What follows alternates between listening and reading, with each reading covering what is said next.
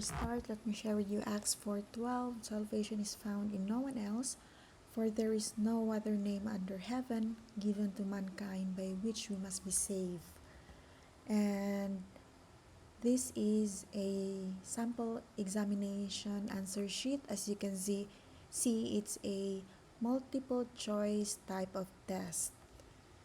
Be sure to read the instruction before you answer during the lab exam.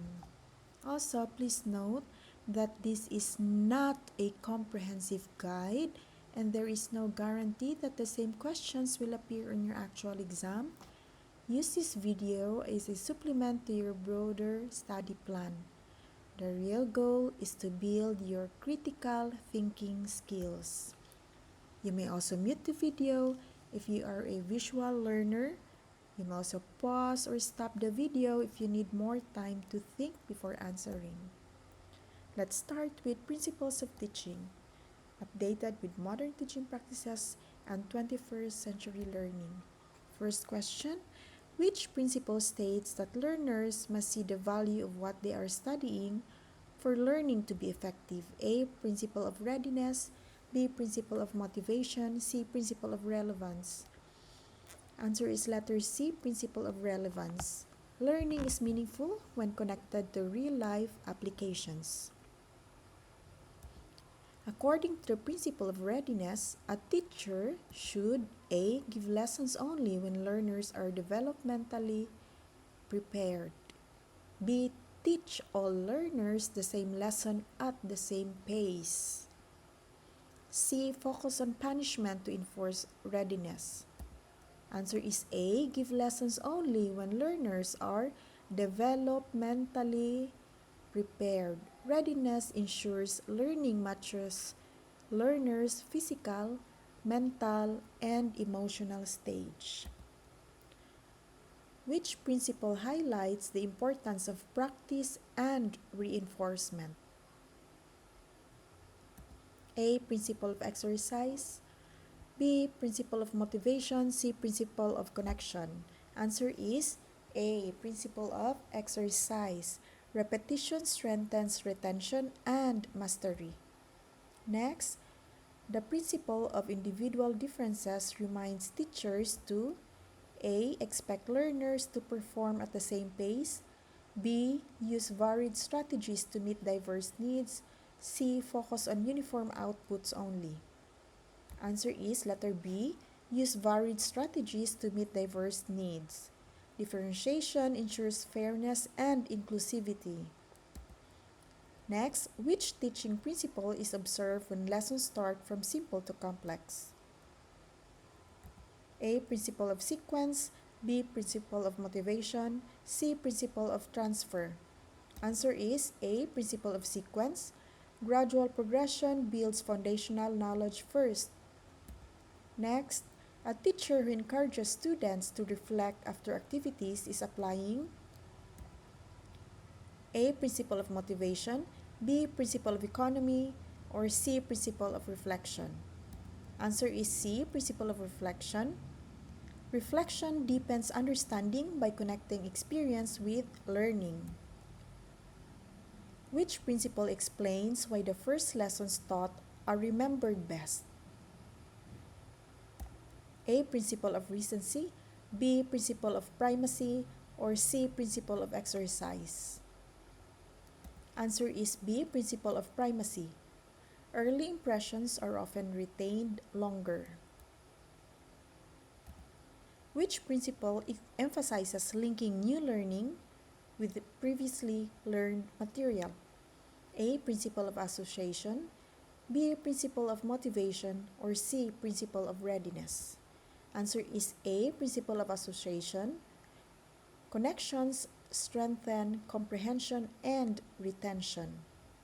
Next, which principle promotes the use of real-life examples in teaching? A, principle of uniformity. B, principle of economy. Or C, principle of realism. Answer is C, principle of realism. Real-life applications make lessons meaningful and practical. Teachers should allow students to work together to learn from each other.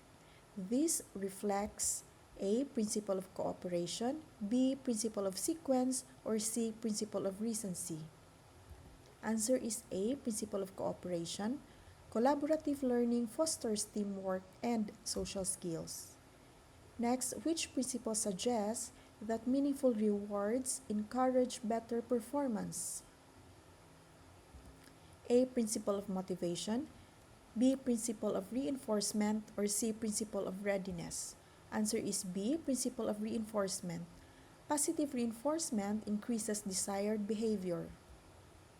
Now, which principle is applied when a teacher considers learners' interests more before designing lessons? Again, which principle is applied when a teacher considers learners' interests before designing lessons? A. Principle of relevance, B. Principle of cooperation, C. Principle of interest. Answer is C. Principle of interest. Interest motivates learners to engage more actively. The principle of transfer states that A. Skills learned in one context can be applied in another, B. Learners must memorize before understanding, or C. Teaching should end with testing only. Answer is A. Skills learned in one context can be applied in another. Transferability of knowledge ensures long-term value. Which principle focuses on using time and resources efficiently? Again, which principle focuses on using time and resources efficiently? A. Principle of economy, B. Principle of motivation, C. Principle of association. Answer is A. Principle of economy. Effective teachers maximize resources without waste. Which principle is applied when the teacher considers learners' physical and emotional well-being? A. Principle of realism, B. Principle of reflection, C. Principle of readiness. Answer is C. Principle of readiness. Learning depends on the learner's condition and preparedness.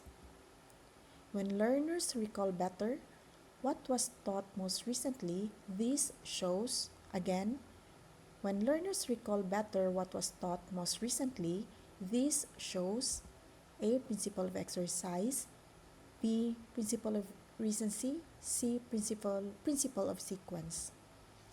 Answer is B. Principle of recency. Recent learning is often retained more strongly in memory.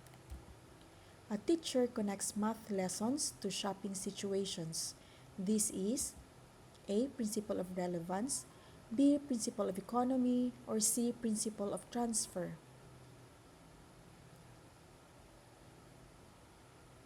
Answer is A. Principle of relevance. Real-life links enhance learner motivation and understanding. Next, which principle of teaching is observed when teachers respect different learning styles? Excuse me. A. Principle of readiness, B. Principle of individual differences, or C. Principle of sequence. Answer is B. Principle of individual differences.